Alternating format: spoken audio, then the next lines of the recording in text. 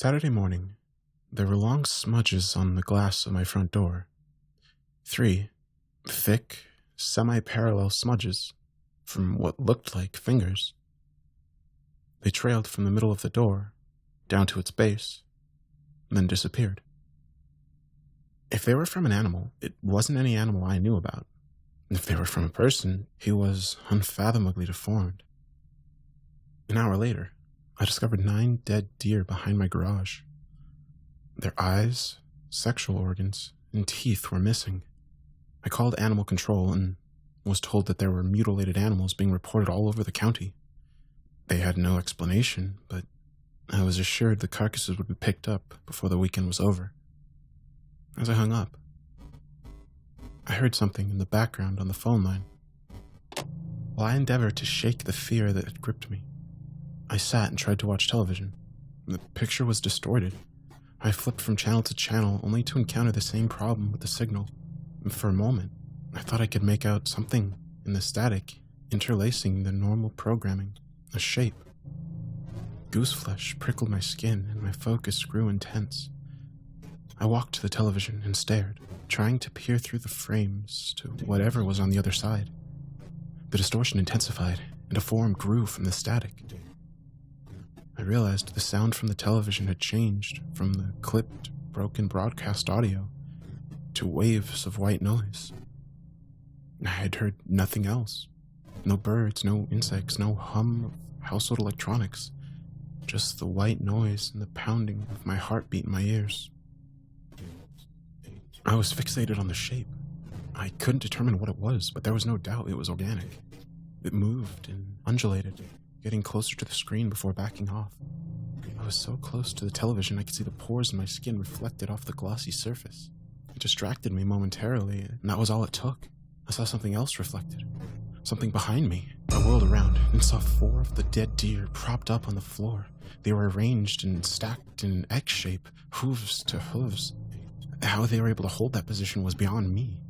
The abyssal cavities of their empty eye sockets stared at nothing. There was a sound in the kitchen and I jumped. As if startled as well, the deer toppled over in a sickling tangle of limbs. More noise from the adjacent room. Wet slapping. The breath caught in my throat and every old scar on my body, even the invisible ones, began to hurt. Pain radiated in waves, but never strongly enough to overtake the overwhelming terror and dread I felt. 3 long, fleshy objects poked around the corner. I knew immediately they were fingers. They waved in a sickening, serpentine pattern. Clusters of tiny, fungus-like eye stalks twitched at the end of each one. I wanted to run. I still don't know why I didn't. The rest of its body came around the corner. It was a wide, quadrupedal creature.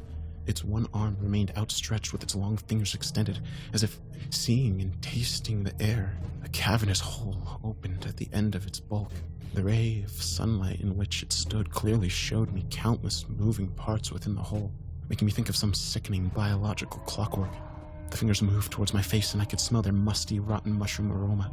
I stared into the maw of the thing as the parts inside it moved against each other, producing a terrifying, calming white noise. I opened my mouth to speak, but the 3 fingers slipped between my lips and pushed down my throat. I gagged and tried to escape, but I was being held in place. I could feel the eye-like protuberances growing down my esophagus. The creature walked towards me, the hole in its body opening wider. From this new, closer view, I could see the inside was filled with what could only be described as pieces resembling the legs of crickets and grasshoppers, all moving together to produce the wash of white noise that had filled the room. But as I gagged and struggled to free myself, the sound changed. The movement in the hole shifted. At first, it sounded like the white noise was growing harsher, but as the seconds passed, the timbre shifted towards something resembling speech. After another moment, that was exactly what it was. Your days, 8 more of your days. We've tasted your animals, we know them. I've tasted your body and I know you. I gagged as I felt the tendril squirming deeper inside me. The light outside began to grow dull red. I heard my next-door neighbor shriek from out in her yard. You can be us soon. Can you taste me? Pores in its fingers erupted and filled my mouth and esophagus and belly with thick, gray liquid. My eyes widened. The flavor was indescribable. The The red light outside intensified. 8 more days. The fingers were pulled from my throat and I fell onto the hardwood floor. The light grew blinding and then it was gone. The creature was gone. The flies buzzed around the deer carcasses. Fluid dripped down my chin and my chest as I knelt and tried to right myself. The words, 8 days, remained in my head. My hands and fingers were numb. I glanced down and was positive the digits were no longer than they'd been. And now, almost 2 days later, it's indisputable. The hospital is full of patients with unexplained deformities to their hands, as well as inexplainable growths in their mouths.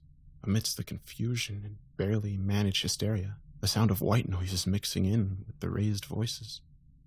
Tiny sprouts are starting to lift the fingernails from their nail beds on my right hand. Even when my eyes are closed, I'm beginning to see things from the perspective of that hand. And see and taste. 6 more days. If the creature was telling the truth, 6 days. As the sound of white noise begins to overtake the normal speech, I find myself growing less concerned with every passing moment. Less concerned and more excited.